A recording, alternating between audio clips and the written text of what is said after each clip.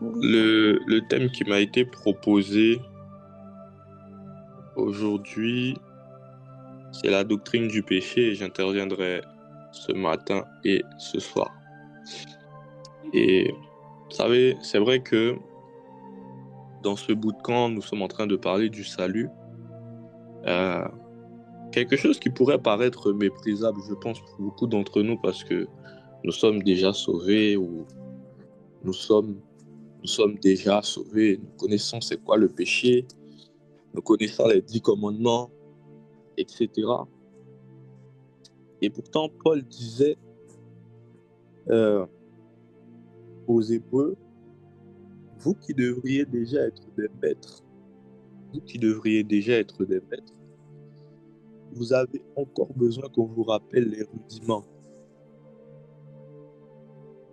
Et Pierre va dire dans 1 Pierre 2, aspirer, aspirer ou désirer comme des enfants nouveau-nés au lait spirituel. Et j'ai compris quelque chose avec Dieu. Un des moyens de grandir, un des moyens de progresser dans la foi, c'est de désirer rester un enfant. C'est de désirer rester un enfant. Donc de s'intéresser aux choses qu'on se serait intéressé comme un enfant, quand on était enfant. Et quand vous étiez enfant, vous vous intéressiez au salut. Quand vous étiez des enfants spirituels, vous vous intéressiez au salut. Vous vous intéressiez à savoir qu'est-ce que le salut, c'est quoi être sauvé, qu'est-ce que l'homme, c'est ce que l'homme de Dieu enseigne hier, le parcours de l'homme, l'origine de l'homme. Ça vous intéressait parce que vous aviez besoin de réponses. Vous aviez besoin de réponses. Et vous vouliez savoir, évidemment aussi savoir qu'est-ce que le péché, comment fonctionne le péché. Mais quand vous grandissez, comme vous grandissez, vous ne vous intéressez plus à ce qu'on appelle les bases. Mais dans le monde spirituel et même en termes de connaissances, vous devez évaluer une connaissance que vous pensez maîtriser, non pas en fonction de ce que vous connaissez, mais en fonction de ce que vous pouvez transmettre. Ton niveau de connaissances réelles, ce n'est pas ce que tu connais, c'est ce que tu peux transmettre. Si demain, on te dit d'enseigner sur le péché, tu sais c'est quoi le péché, mais est-ce que tu peux transmettre un enseignement capable de sauver quelqu'un du péché? C'est ça qui devrait te pousser, oui ou non, à t'intéresser à un sujet. Non pas le niveau de connaissance que tu connais, mais le niveau de connaissance que tu peux transmettre. Et je vous dis, le péché est un sujet profond, très très profond, et on va le voir. Romains 3, le verset 23 dit, car tous ont péché et sont privés de la gloire de Dieu. Romains 3, verset 23, car tous ont péché et sont privés de la gloire de Dieu. Pourquoi on doit s'intéresser au péché? Pourquoi on doit essayer de comprendre le péché? Parce que le péché peut nous priver de la gloire de Dieu. L'expression privée de la gloire de Dieu signifie beaucoup de choses. Donc quand on parle de la doctrine du péché, quand on parle de la doctrine du péché, on est en train de parler de quelque chose qui peut vous séparer de Dieu. On est en train de parler de quelque chose qui peut vous priver de Dieu. Et j'aimerais établir une base dès maintenant, avant d'aller en profondeur. La Bible dit car tous ont péché et sont privés de la gloire de Dieu. Tous. Tous ont péché. Ça signifie, premièrement, que le péché a une portée universelle. Le péché a une portée universelle. Pourquoi? Parce que le péché est une nature et non pas une action. C'est la première chose. Le péché est universel. Parce que le péché n'est pas d'abord une action, mais c'est une nature. Donc quand la Bible dit car tous ont péché et sont privés de la gloire de Dieu, ce que l'apôtre Paul veut dire, c'est que tout le monde est un pécheur. Tout le monde.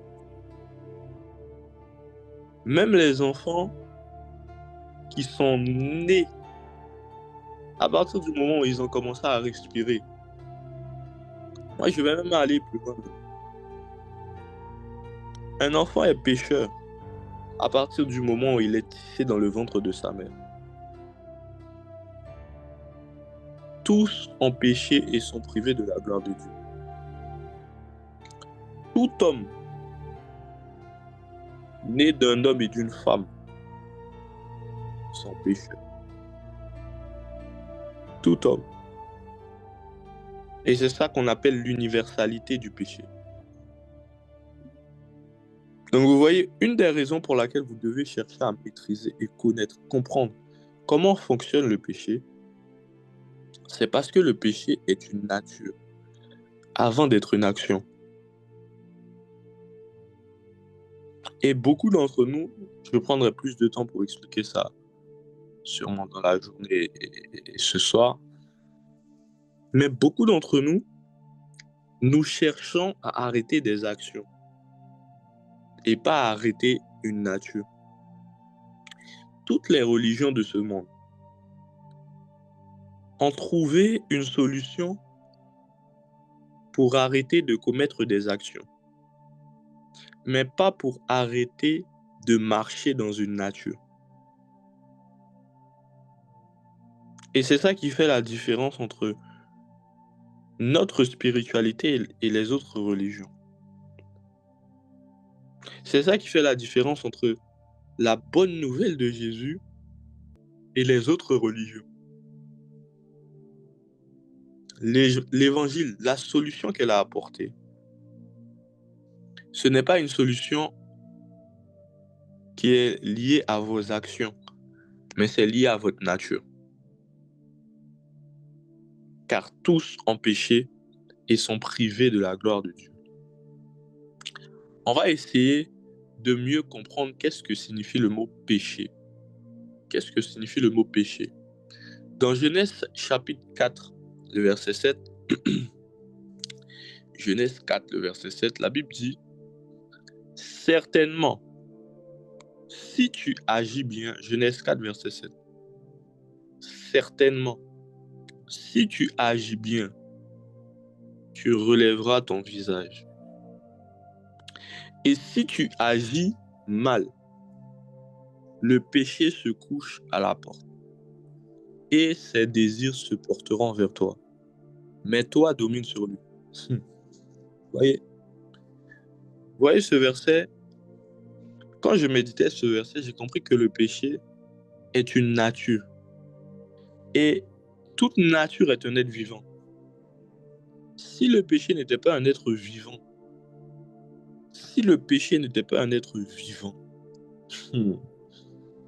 le péché ne pourrait pas se coucher à la porte. Le péché ne posséderait pas des désirs. Est-ce que vous savez que le péché a des désirs? Est-ce que vous savez que le péché a une intelligence? Est-ce que vous savez que le péché a une émotion? Parce que le péché est une nature. Le péché est un être vivant à lui-même. En lui-même, il est un être vivant. Donc, Et Paul va en parler plus tard. Mais Paul va dire, si je fais le mal que je fais, ce n'est plus moi qui le fais, mais le péché qui habite en moi. Parce que le péché est un être vivant. Est-ce que vous savez qu'il y a quelqu'un qui habite en vous avant un démon? Mais bien aimé, vous savez, je ne sais pas si vous avez déjà remarqué des gens qui ont l'air d'être possédés, qui font des choses. Vous pourrez croire qu'ils sont possédés par des démons, mais ils ne sont pas possédés par des démons. La première chose qui les possède, c'est le péché. Tellement ils font des choses, vous pourrez croire qu'ils sont possédés par des démons, alors qu'ils sont possédés par le péché.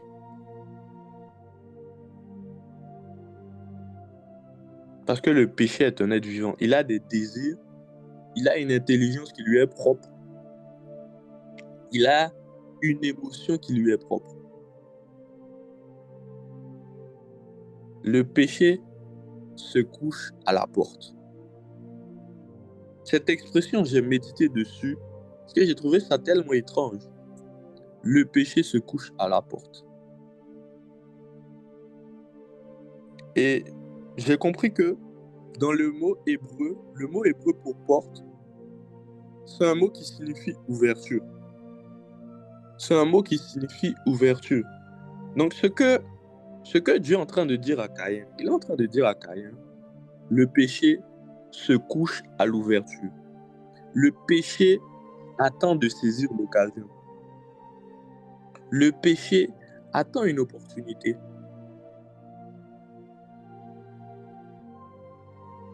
Certainement, si tu agis bien, tu relèveras ton visage. Et si tu agis mal, le péché se couche à la porte. Quelle porte? La porte de quoi? Quelle ouverture?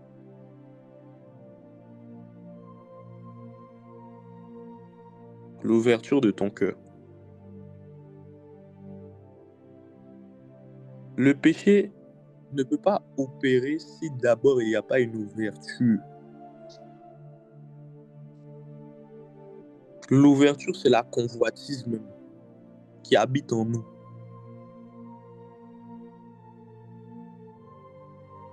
Le péché se couche à la porte.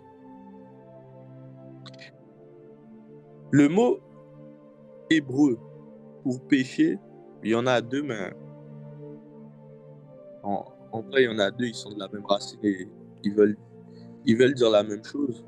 Mais on va s'attarder sur le mot, sur la racine hébreu qui est plus développée, qui est chata.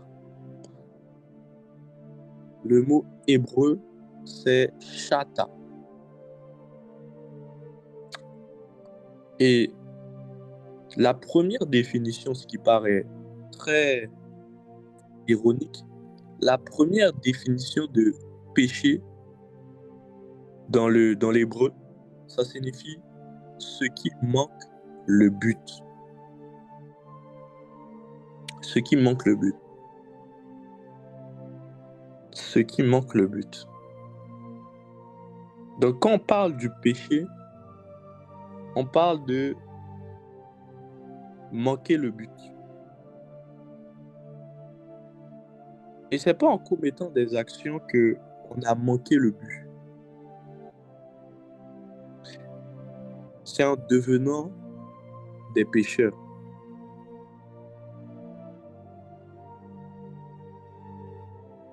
Souvent on dit, en fait, manquer le but, c'est-à-dire manquer sa destinée. Manquer le but, ça signifie rater sa destinée. L'homme avait été fondamentalement créé pour être à l'image de Dieu. On a vu ça hier. Donc quand on nous dit le péché, c'est manquer le but, ça signifie qu'on est devenu autre chose. On est devenu autre chose que quelqu'un qui ressemblait à l'image de Dieu.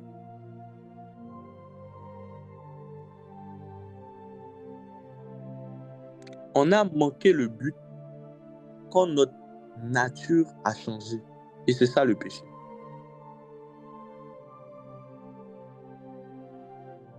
C'est ça le péché. Le péché, c'est manquer le but. Je vous dis, cette définition est tellement profonde. Dieu vous a créé d'une certaine manière. Dieu vous a donné une nature propre. Et même au niveau de vos appels. Il y a certaines personnes qui ne vont jamais rentrer dans leur appel. Ils ne vont pas commettre de péché action. Mais en fait, ce sera leur nature qui va les empêcher de rentrer dans leur appel. Parce que le péché est une nature. Et en fait, c'est un péché de ne pas entrer dans son appel. C'est un péché de ne pas entrer dans sa destinée.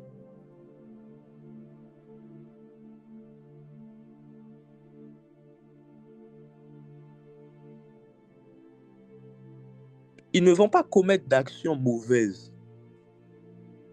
Ils ne vont pas commettre d'actions mauvaises. Mais ils vont manquer le but. C'est-à-dire que ils vont être transformés en quelque chose qui n'est pas ce qu'ils sont. Et c'est ça le péché. Chaque fois que vous péchez, vous êtes en train d'être transformé en quelque chose que vous n'êtes pas. Le péché, c'est manquer le but. C'est une nature. Manquer le but, c'est prendre une autre direction. C'est dévier.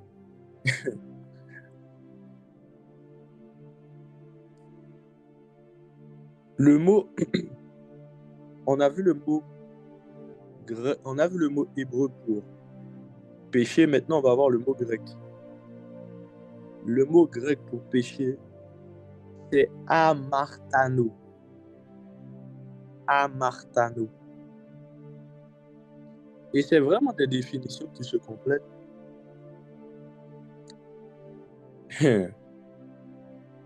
Ce mot-là, il signifie erreur, premièrement, faux état d'esprit. Et vous voyez, il signifie faux état d'esprit. C'est pas d'abord une action, c'est un mindset. C'est un état d'esprit. Le péché en tant que nature, c'est un état d'esprit.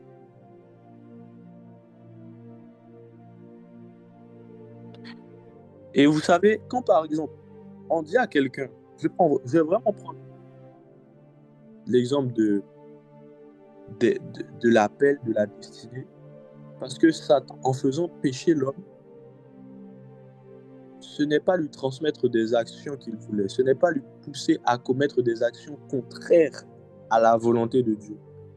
Il voulait le faire devenir quelque chose de contraire à la volonté de Dieu. Donc je vais plus m'intéresser au devenir qu'à vos actions.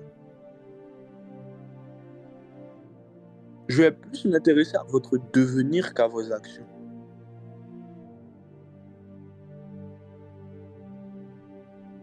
Le mot péché dans le grec signifie amartano, ça signifie faux état d'esprit. Donc quand on est en train de vous dire par exemple, Dieu t'appelle à tel ministère, et toi tu dis non, non, je ne veux pas. Non, non, je ne serai jamais ça. Ce mindset que tu as là, qui veut contredire la volonté de Dieu, tu n'as pas commis d'action, mais c'est le péché. Parce que le péché, c'est un état d'esprit. C'est l'état d'esprit de tout ce qui veut t'emmener dans l'erreur.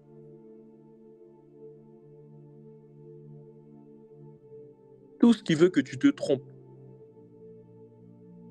Erreur veut dire se tromper.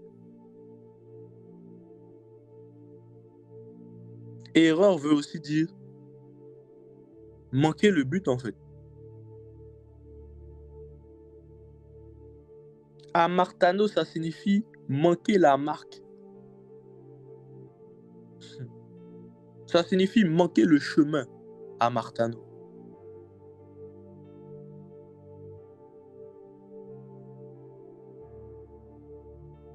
Donc le péché, ce n'est pas d'abord nos actions. Le péché nous a fait devenir quelque chose. Il nous a fait devenir quelque chose.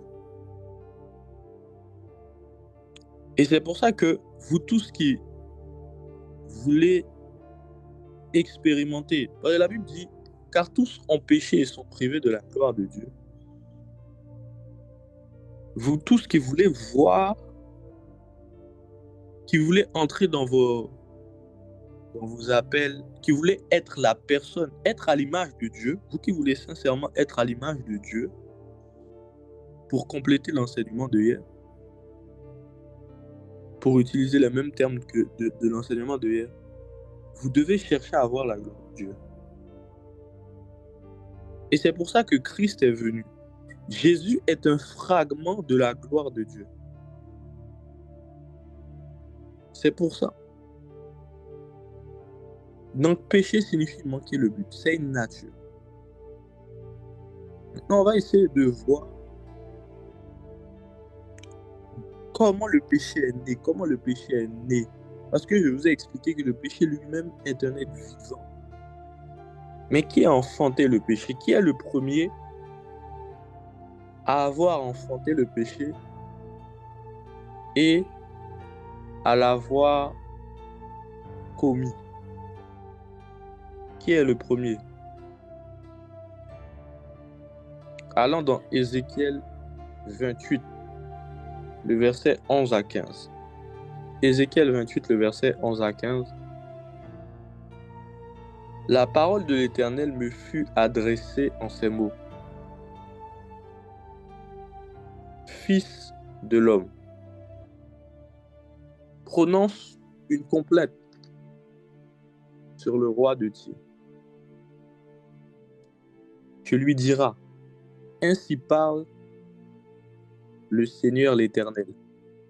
Tu mettais le sceau à la perfection. Tu étais plein de sagesse, parfait en beauté. Tu étais en Éden, le jardin de Dieu. Tu étais couvert de toute espèce de pierres précieuses, de sardoine, de topaze, de diamant, de chrysolite, d'onyx, de jaspe, de saphir, d'escarboucle, d'émeraude et d'or. Tes tambourins et tes flûtes étaient à ton service, préparés pour le jour où tu fus créé. Tu étais un chérubin protecteur aux ailes déployées. Je t'avais placé et tu étais sur la sainte montagne de Dieu. Tu marchais au milieu des pierres étincelantes. Tu as été intègre dans tes voies. Depuis le jour où tu fus créé, jusqu'à celui où l'iniquité a été trouvée chez toi. Vous savez, une des questions que beaucoup de païens vont vous poser, si Dieu c'est celui qui a tout créé, est-ce que Dieu a créé le péché?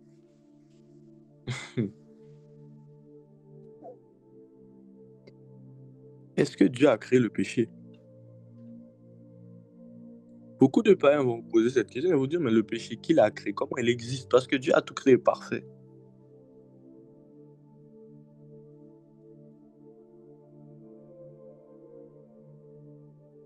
Vous savez, quand la Bible dit que, là on est en train de parler de Lucifer, l'ange de lumière, le verset dit,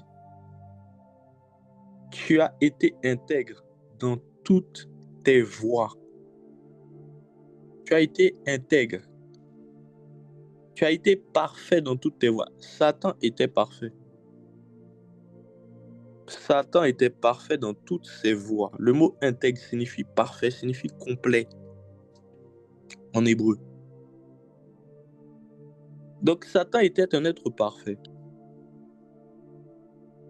Mais on a trouvé l'iniquité chez lui.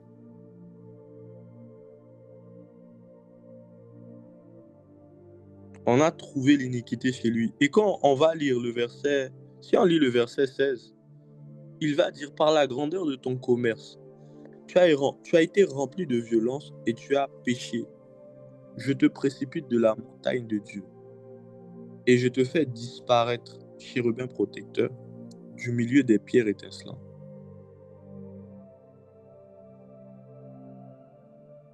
Ce qui, le mot, en fait, ce qui a créé le péché,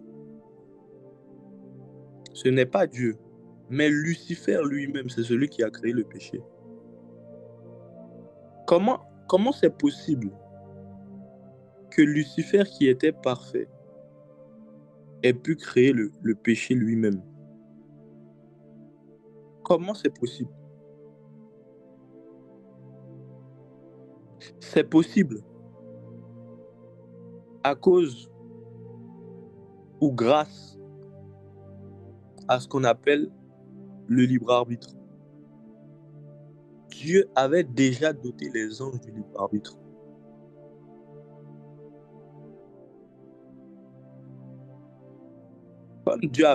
Comme Dieu, dans sa souveraineté, a toujours voulu laisser les gens choisir de demeurer avec lui, de demeurer comme il les avait créés, ou de choisir de s'éloigner de ce pourquoi il les avait créés. Satan avait la possibilité de pouvoir créer le péché lui-même. Et comment il a fait ça? Satan a fait ça quand il a vu que son appel était trop grand. Satan a créé l'iniquité parce que il se trouvait trop... Pour lui, son appel était trop grand. Qui il était trop grand. Et c'est exactement ce que Satan a voulu faire avec Adam et Ève. Il a voulu leur dire, votre nature peut s'élever au-dessus de Dieu. Alors que nous tous, on a été créés par lui et pour lui. Mais Satan, à cause de la grandeur de son commerce, à cause de la grandeur de qui il était,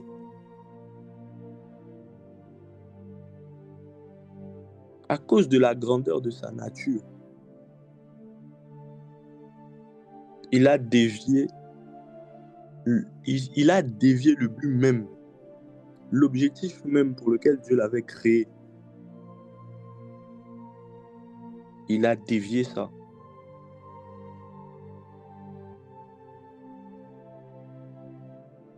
Et c'est pour ça que, je vous dis, c'est très dangereux.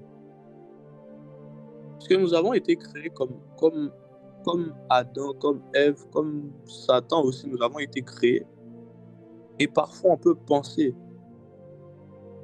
que notre nature et comment Dieu nous a créés, parfois on peut penser, on se dit, y a-t-il quelqu'un qui ressemble plus à Dieu que moi? Satan était arrivé à un stade où il se disait, mais Dieu, on dirait que Dieu m'a créé plus parfait que lui ne l'est.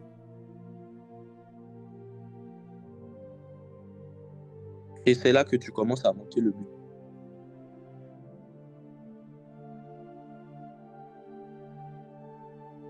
C'est le but.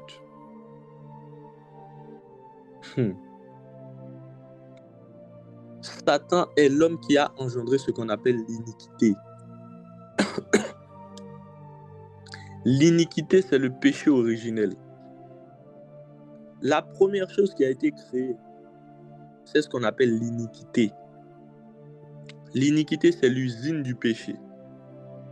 C'est la mère du péché. L'iniquité, c'est le péché originel. C'est le désir de s'éloigner de la justice de Dieu. C'est le désir de s'éloigner de l'ordre de Dieu et du modèle de Dieu.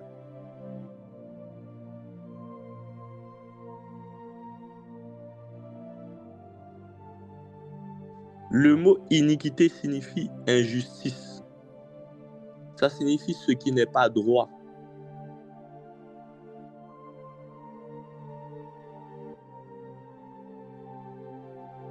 Quand on dit que quelque chose est injuste, au sens moral, ça signifie quelque chose qui n'est pas bien. Mais au sens spirituel, ça signifie quelque chose qui n'est pas droit. Ça signifie quelque chose qui est penché. Ça signifie quelque chose qu'on a courbé. Ça signifie quelque chose qu'on a déformé. L'iniquité a été trouvée en Satan, en Lucifer. Ça signifie qu'il s'est déformé en fait. Satan s'est déformé. En se déformant, il est devenu injuste. Il n'était plus selon le modèle. La justice de Dieu, c'est tout ce qui est en rapport avec le modèle que Dieu a établi.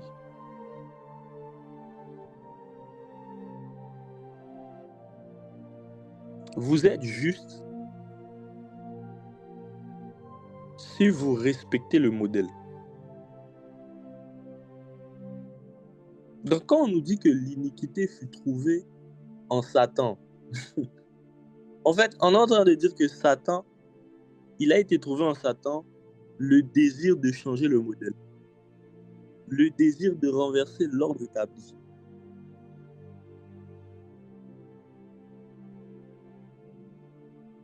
Le désir de faire quelque chose qui n'est pas droit.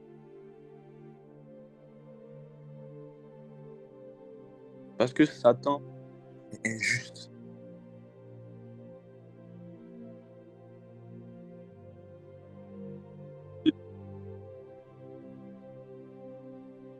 Que naît les péchés, les actions.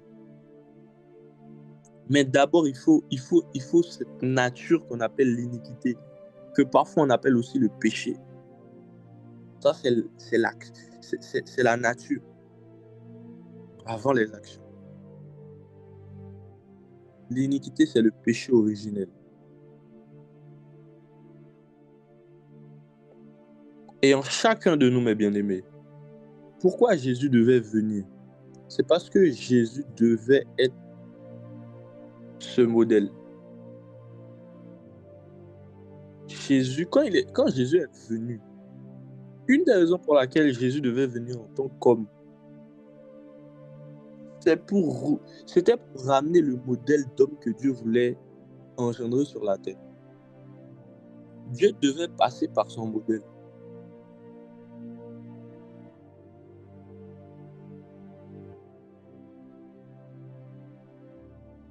Il a déformé la création de Dieu. On le verra sûrement ce soir. Mais le péché, quand l'homme a péché, toute la création s'est soumise au péché. La terre n'a pas péché.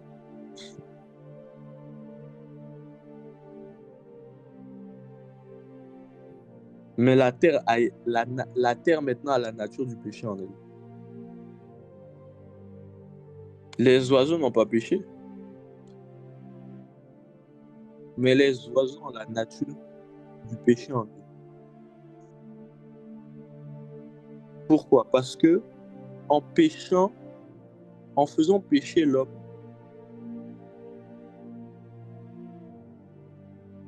la création de Dieu entière a été déformée. Et on verra les conséquences de cette déformation ce soir. La création entière a été déformée.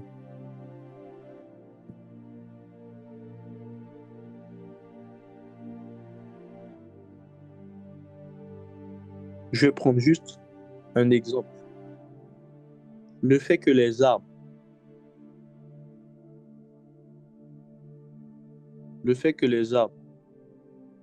ont une certaine longévité et peuvent mourir, ce n'était pas le plan de Dieu. Mais le péché a affecté les arbres.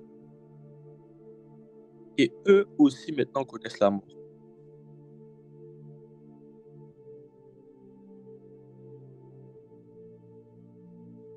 eux aussi connaissent la mort.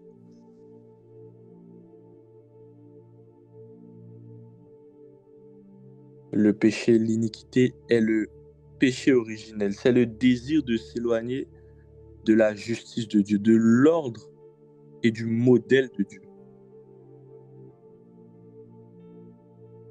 En parlant d'arbre, on va s'intéresser à la chute d'Adam et de Ève maintenant, pour finir, pour ce soir, pour ce matin.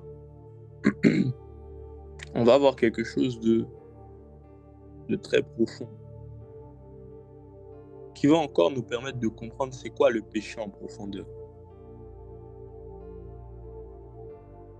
Genèse 2, le verset 9. Je vais lire la version Nouvelle Français courant. Je ne lis pas en version Louis II, mais je vais lire la version Nouvelle Français courant. Genèse 2, verset 9. Qui dit: il fit pousser du sol toutes sortes d'arbres à l'aspect agréable et bon pour se nourrir. Il mit au centre du jardin l'arbre de la vie et l'arbre qui donne la connaissance de ce qui est bon et de ce qui est mauvais.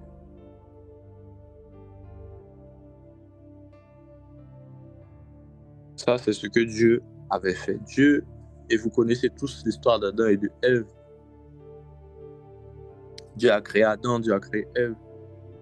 Et il a mis au centre l'arbre de la connaissance du bien et du mal.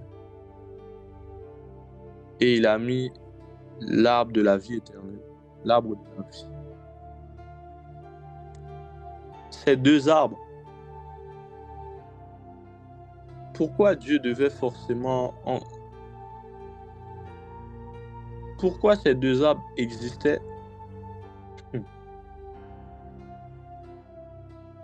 Pourquoi Dieu devait forcément mettre l'arbre de la connaissance du bien et du mal? Dieu aurait pu cacher l'arbre de la connaissance du bien et du mal.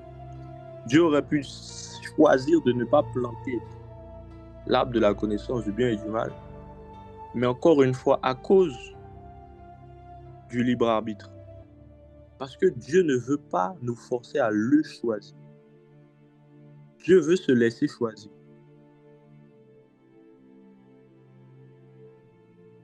Dieu n'est pas un tyran. L'amour de Dieu, à cause de l'amour que Dieu a pour nous, Dieu n'est pas un pervers narcissique. Si Dieu nous imposait un choix, ce serait de la manipulation.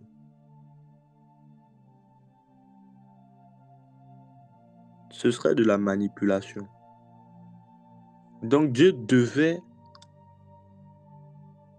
bien que ça lui faisait mal, il devait mettre devant nous la vie et la mort. Il devait nous donner le choix.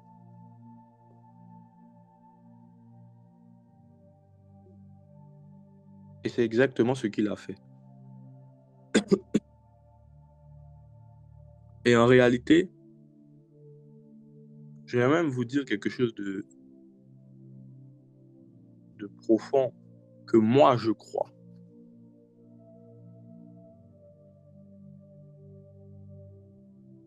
Dieu a créé l'arbre de la vie. Dieu a créé l'arbre de la vie. Mais Dieu n'a pas créé l'arbre de la connaissance du bien et du mal.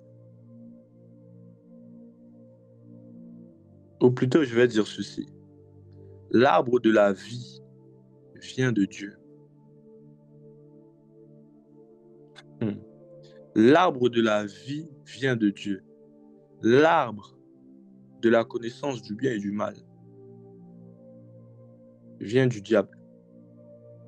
Parce que c'est chez lui qu'a été trouvée l'iniquité. Donc Dieu a juste décidé de planter quelque chose qui avait déjà été créé. Je me suis toujours demandé pourquoi Satan pouvait être dans le jardin.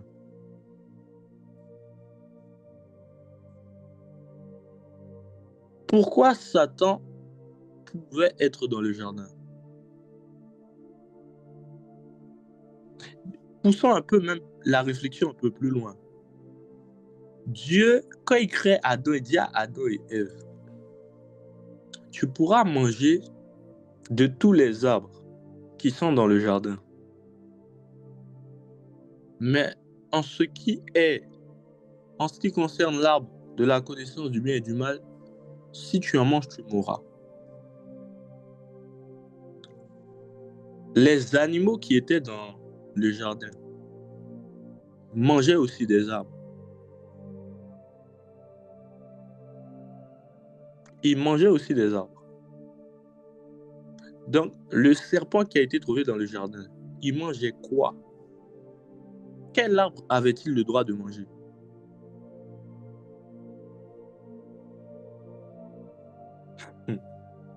Quel arbre avait-il le droit de manger?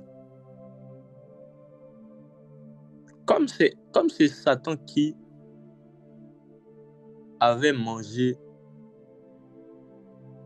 qui avait créé l'iniquité, il avait le droit d'en manger les fruits.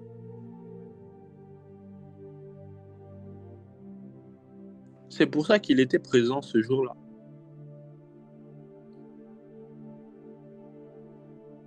Mais Dieu n'a pas créé cet arbre. Et je vais vous expliquer pourquoi Dieu n'a pas créé cet arbre. Pourquoi on peut dire que ce n'est pas Dieu qui a créé l'arbre de la connaissance du bien et du mal.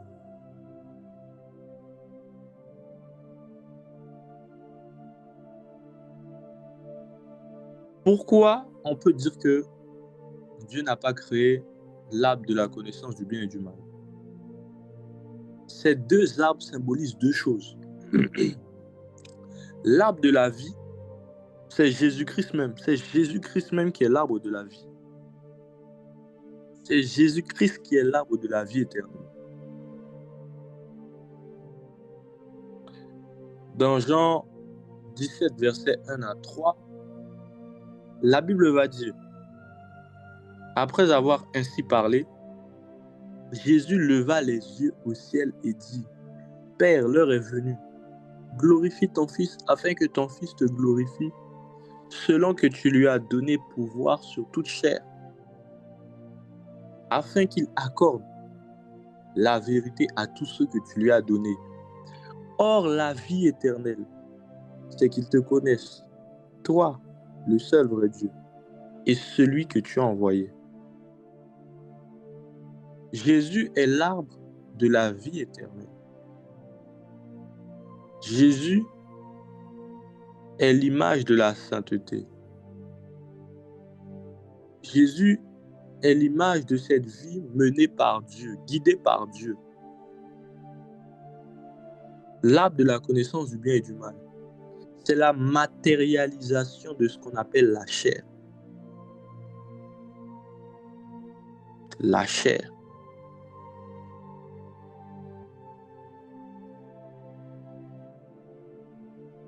Quand Jésus dit « tu lui as donné pouvoir sur toute chair », il n'est pas en train de seulement parler de la chair physique. Il est en train de parler de toute personne qui possède la nature du péché qu'on appelle la chair.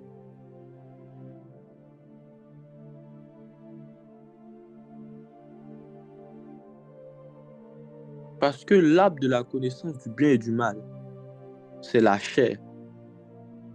L'arbre de la vie éternelle, c'est l'esprit. C'est Jésus-Christ. Et Dieu n'a pas créé la chair.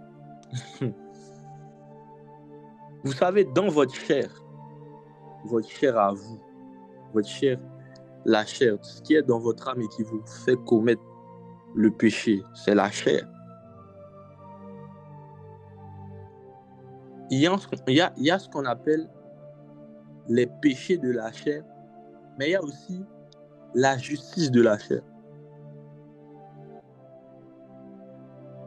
Dans Ésaïe, je crois, chapitre 62, la Bible dit « Notre justice est un vêtement souillé devant Dieu. » Comment notre justice peut être un vêtement souillé devant Dieu? Pourquoi notre justice est un vêtement souillé devant Dieu?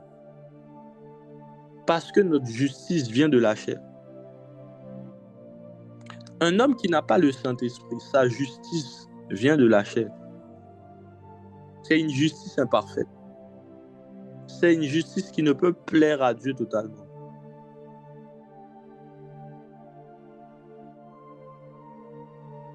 C'est une justice qui ne peut pas le faire être agréé devant Dieu.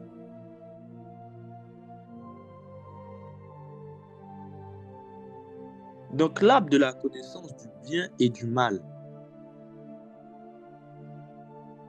ce n'est pas Dieu qui l'a créé. Et c'est pour ça que Satan pouvait être là, veiller sur son arbre. Satan pouvait être présent pour veiller sur son arbre.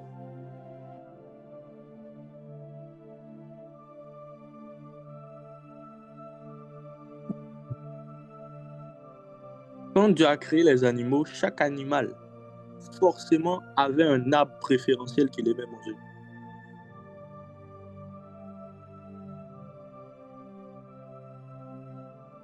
Donc Satan, c'était son arbre. Il avait le droit de manger l'arbre qu'il a lui-même créé. L'arbre de la chair.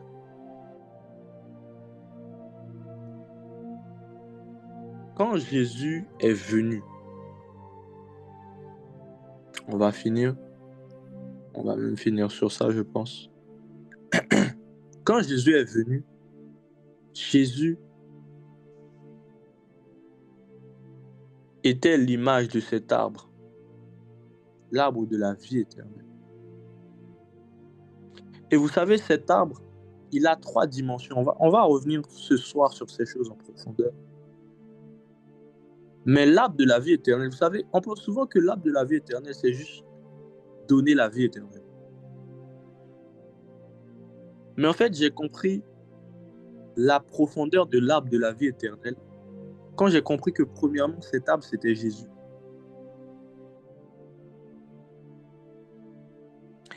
Et Jésus a dit quelque chose le concernant. Une de ses déclarations dans Jean 14, verset 6, Jésus a dit, je suis le chemin, la vérité et la vie. Nul ne vient au Père que par moi. Donc, quand on parle de l'arbre de la vie éternelle, on n'est pas seulement en train de parler de, oui, un arbre qui va nous donner une vie et on ne va jamais mourir. Non. L'arbre de la vie éternelle, c'est un chemin. L'arbre de la vie éternelle, c'est une vérité. C'est la vérité. L'arbre de la vie éternelle, c'est la vie. Pour que, si l'arbre de la vie éternelle n'avait pas ces 3 dimensions-là, on ne pourrait pas l'appeler l'arbre de la vie éternelle. C'est ces 3 dimensions qui font que Jésus-Christ est l'arbre de la vie éternelle. Et l'arbre de la connaissance du bien et du mal. Comme Satan est un imitateur, comme Satan est un menteur, il a aussi, cet arbre-là a également 3 dimensions. L'égarement, le mensonge et la mort.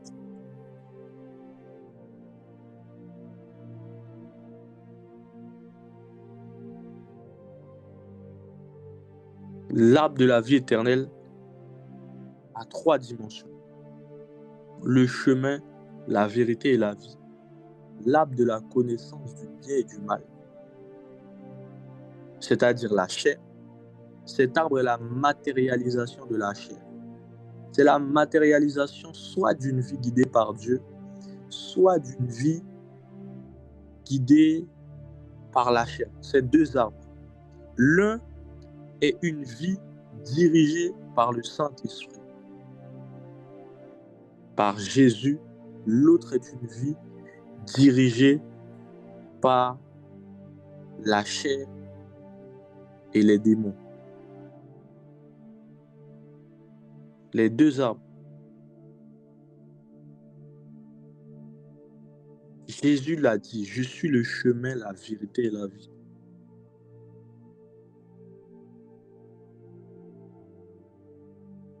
Ces deux arbres-là sont deux modes de vie différents. Deux modes de vie différents. Et vous tous, chaque humain en fait, quand Adam a mangé l'arbre de la connaissance du bien et du mal, il a choisi le deuxième mode de vie. Il a choisi de mener une vie dans l'égarement, dans le mensonge et dans la mort. C'est cette vie qu'il a choisie. Il a choisi de mener une vie loin de Dieu. Il a choisi de mener une vie proche du serpent, mais loin de Dieu.